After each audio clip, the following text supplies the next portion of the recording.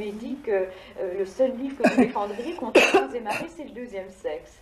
Alors, on peut voir qu'à cause du deuxième sexe, on peut dire qu'à cause du deuxième sexe, et puis aussi à cause d'une prise de conscience générale, les choses ont un peu changé. Alors, je voudrais savoir, qu'est-ce que vous pensez de la question féminine aujourd'hui? Qu'est-ce qui va et qu'est-ce qui ne va pas?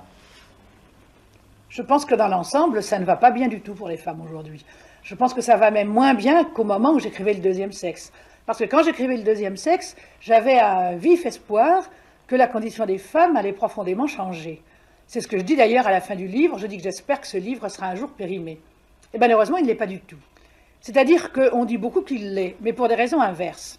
C'est-à-dire qu'on dit beaucoup aujourd'hui en France, et c'est un peu la même chose dans beaucoup de pays, que le féminisme s'est périmé, que le féminisme s'est démodé.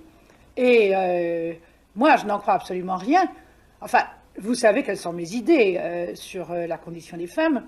C'est que pour les femmes, ce qu'il y a à atteindre, c'est une émancipation totale, radicale, qui fasse d'elles réellement les égales des hommes à part entière, et que cette émancipation ne peut s'obtenir que par le travail.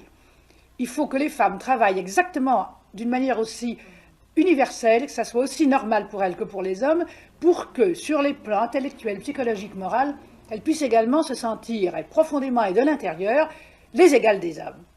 Bon, et pour qu'elles puissent le devenir et avoir